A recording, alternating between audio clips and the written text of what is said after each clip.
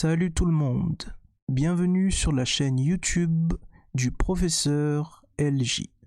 Je suis le professeur JE, collègue du professeur LJ. Sur cette chaîne, tout comme mon collègue le professeur LJ, je vais parler de l'Afrique et également de son glorieux passé à travers plusieurs livres et thèmes intéressants. Le thème du jour sera le suivant: ces femmes remarquables et influentes. Et le deuxième épisode sera sur la reine Hatshepsut, la reine Tiye et la reine Yaa Asantewaa. Débutons avec la reine Hatshepsut. Hatshepsut était la fille du pharaon Thoutmôsis Ier. Le nom d'Hatshepsut signifie la première des nobles dames. Hatshepsut est donnée en mariage à son demi-frère Thoutmôsis II. Conformément à la tradition royale égyptienne, Thoutmôsis II épousa Hatshepsut avant qu'elle ait 20 ans. À la même époque, Hatshepsut fut élevée au rang d'épouse du dieu Amon. C'est le plus grand honneur qu'une femme pouvait obtenir en Égypte après celui de reine. Hatshepsut et Thoutmôsis II eurent une fille, Néferouré. Le nom Néferouré signifie la beauté du dieu Ré. Thoutmôsis II eut un fils avec son autre épouse, Isis, moins importante que Hatshepsut. Ce fils, Thoutmôsis III, fut nommé successeur de son père Thoutmôsis II. Thoutmôsis II mourut alors que Thoutmôsis III n'était encore qu'un enfant. Hatshepsut devint donc régente, contrôlant les affaires de l'État jusqu'à ce que Thoutmôsis III atteigne sa majorité. Dans toute l'histoire de l'Égypte, la seule femme ayant réussi à se faire couronner pharaon s'appelait Hatshepsut.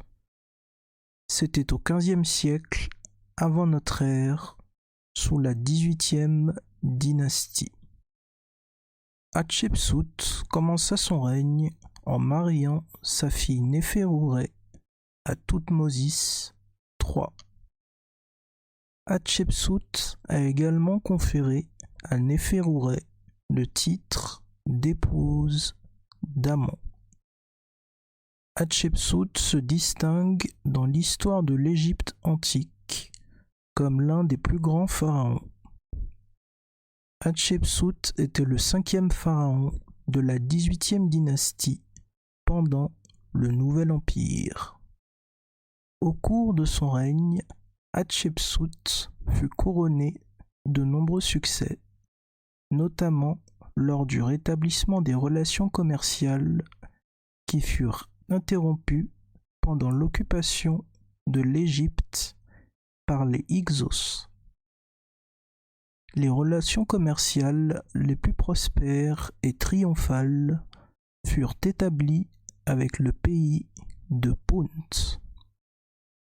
L'expédition d'Hatshepsut au pays de Punt fut, à ses propres yeux, le couronnement de sa réussite. Le pays de Punt était un partenaire commercial envers l'Égypte depuis l'époque du Moyen Empire. Le fait qu'Hatshepsut ait pu lancer sa propre expédition au pays de Punt témoigne de la prospérité de son règne. Hatshepsut fut également une prolifique dirigeante et bâtisseuse. Elle fit construire des centaines d'édifices à travers la vallée du Nil. Elle fit construire également un grand nombre de statues à son effigie. De loin, l'édifice le plus célèbre attribué à Hatshepsut est son temple funéraire, connu aussi sous le nom de Deir el-Bahari ou temple d'Hatshepsut. Situé en face de Thèbes, à l'ouest du Nil, Deir el-Bahari frappe par son aspect architectural, moderne et sans précédent. Le style unique en colonnade de ce temple était encore admiré par les historiens de l'art avant qu'il ne soit rivalisé par l'émergence du style grec classique. Le temple funéraire d'Hatshepsut était tellement admiré par les pharaons qui lui succédèrent qu'ils choisirent de plus en plus souvent d'être enterrés à proximité du tombeau funéraire d'Hatshepsut, et cette nécropole fut finalement connue sous le nom de la vallée des rois. Hatshepsut était une femme énergique, intelligente et rusée. Au cours de son règne, Hatshepsut aura pris de nombreuses décisions en faisant ériger à Karnak une paire d'obélisques. Cette paire d'obélisques était dédiée au dieu égyptien Amon. Ce qui restera gravé dans les esprits concernant le règne d'Hatshepsut, ce sont les expéditions extraordinaires qu'elle a entreprises, notamment en Phénicie. Cette expédition en Phénicie avait pour but d'apporter toutes sortes de richesses, en commençant par du bois dont le pays manquait cruellement. Ce bois a servi à construire des navires. Ces navires représentaient un moyen de transport nécessaire pour mener de grandes expéditions. Finalement, de par ses qualités de dirigeante exceptionnelle et ses prouesses révolutionnaires, la reine Hatshepsut a sans aucun doute laissé une très grande empreinte sur l'Égypte antique. En résultat des efforts d'Hatshepsut, l'Égypte bénéficia d'une période de prospérité économique pendant et après son règne. Elle est considérée comme l'un des pharaons les plus prospères de son époque. Hatshepsut, grande dirigeante noire de l'âge d'or africain, a été appelée la première grande femme de l'histoire. Elle était à la fois brillante et belle. Thoutmôsis III devint ensuite un grand pharaon. Il est connu sous le nom de Napoléon de l'Égypte ancienne pour ses brillantes victoires militaires. Plus tard, durant son règne, il fit effacer toutes les traces et les preuves du règne de sa belle-mère Hatshepsut. Elle fut oubliée alors que la période du Nouvel Empire se poursuivait et elle le resta pendant des siècles. Lorsque son nom fut retrouvé par Champollion au XIXe siècle, elle est progressivement revenue à la vie et elle a pris la place qui lui revenait de droit parmi les plus grands pharaons de l'histoire de l'Égypte. Son temple à Deir el-Bahari reste l'un des plus impressionnants et des plus visités d'Égypte. L'égyptologue Zahi Hawass a affirmé avoir retrouvé la momie d'Hatshepsut au musée du Caire en 2006. Hatshepsut est aujourd'hui reconnue comme l'un des plus grands pharaons de l'Égypte ancienne. Enchaînons avec la reine Thyé. Thyé était une reine d'Égypte de la 18e dynastie. Elle était la grande épouse royale d'Amenhotep III. Elle fut la mère d'Akhénaton et elle fut la grand-mère de Toutankhamon et d'Ankhésénamon.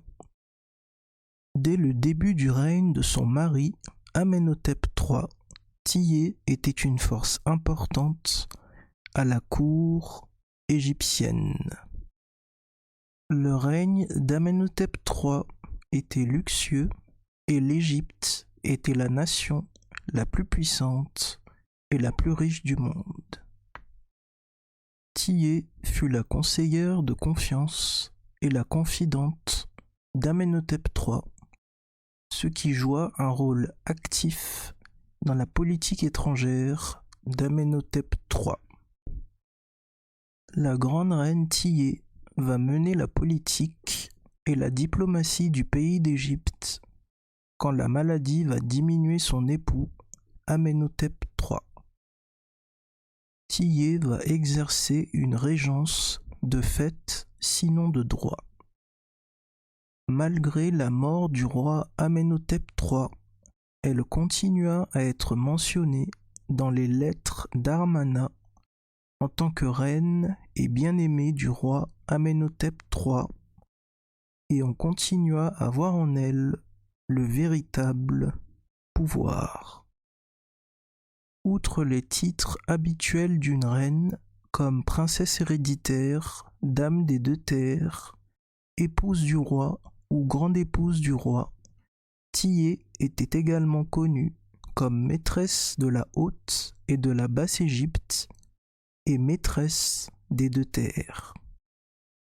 Le couple royal de Thyé et d'Amenhotep III présentait un front uni dans la gestion des politiques intérieures et extérieures de l'Égypte. Et le règne d'Amenhotep III est considéré comme un moment fort de l'histoire égyptienne. La reine Thyé a régné en tant que reine consort et reine-mère d'Égypte pendant un demi-siècle. Thyé était une femme compétente et instruite. Elle a exercé une influence politique avisée tout au long de son demi-siècle de règne en tant que reine consort et reine-mère de l'Égypte, qui est la nation la plus puissante de son époque. Thyé eut un rôle politique important et son implication religieuse ne le fut pas moins. Un temple lui fut dédié à Sédinga en Nubie, où elle est assimilée à la déesse Hathor, prouvant sans aucun doute que la reine fut divinisée. Thyé prit le titre de mère du roi lors de l'ascension au trône de son fils Amenhotep IV. Au début, il régna depuis Malkata et il poursuivit la politique de son père Amenhotep III. Mais à la 5e année de son règne, il abolit l'ancienne religion de l'Égypte. Il ferma les temples.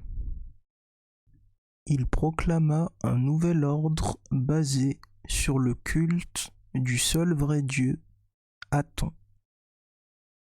Il changea son nom en Akhénaton. Thyé a également influencé les arts égyptiens. La statue colossale d'Amenhotep III et Thyé, qui se trouve dans le temple de Médine-Abou à Luxor en Égypte, témoigne d'un degré d'amour et de respect entre eux qui n'a pas d'équivalent. Le règne d'un demi-siècle de Thyé a permis à l'Égypte une association coloniale Pacifique avec la Nubie. Terminons avec la reine Yaa Asantewaa. Yaa Asantewaa était une reine Ashanti influente au début du XXe siècle. Elle était une agricultrice chevronnée avant d'accéder au titre de reine-mère dans les années 1880. En tant que reine-mère, Yaa Asantewaa avait de nombreuses responsabilités, dont celle de gardienne du tabouret d'or. Le tabouret d'or est l'emblème du royaume Ashanti, de son système culturel et de son pouvoir. En outre, comme la reine-mère Yaa Asantewaa est la principale conseillère du roi et donc la deuxième plus haute fonction de l'Empire, elle remplit le rôle de gardienne du tabouret d'or. En 1896, les peuples Ashanti ont commencé à se rebeller contre la présence britannique sur leurs terres. Les peuples Ashanti se sont également rebellés contre les Britanniques pour empêcher la tentative des Britanniques de construire la colonie de la Côte d'Or. En représailles, les Britanniques capturent et exilent Prempeh I, roi des Ashanti. Les Britanniques ont déplacé le roi Prempeh I aux Seychelles. Les Britanniques ont fait cela dans le but d'acquérir le tabouret d'or. Le leadership de Yaa Asantewaa lui a permis de devenir le commandant en chef de l'armée Ashanti.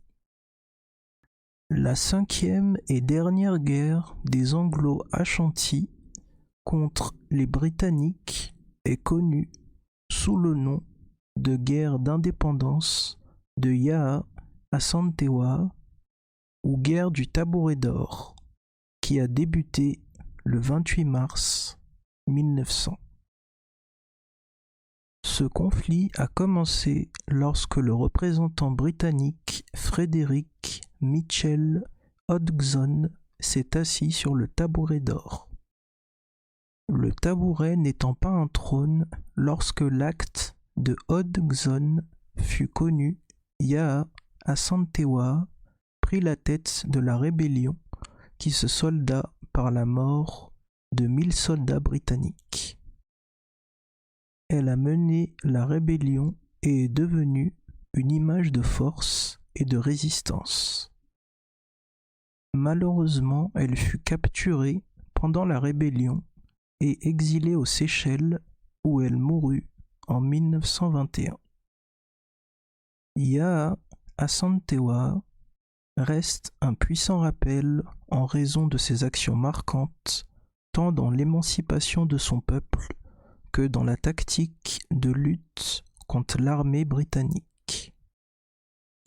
En août 2000, pour commémorer son influence, un musée a été ouvert en son honneur dans le district d'Ejisu-Jaben au Ghana. J'espère que vous avez aimé et apprécié ce deuxième épisode sur la reine Hatshepsut, la reine Tiye et la reine Yaa Asantewaa. Si vous souhaitez en savoir davantage sur ce sujet et obtenir des informations intéressantes et croustillantes, je vous encourage à consulter les liens que j'ai mis sous la vidéo et surtout de vous procurer les livres suivants: Black Woman in Antiquity de Ivan van Sertima et Great Black Leaders, Ancient and Modern de Ivan van Sertima. Nous arrivons à la fin de la vidéo.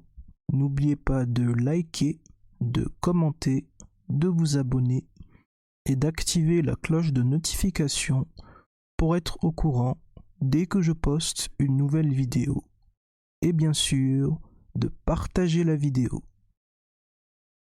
Nous nous retrouverons très bientôt pour un 3e épisode captivant et passionnant qui sera sur d'autres femmes africaines qui ont marqué l'histoire. C'était le professeur J.E., collègue du professeur LJ. Bye bye.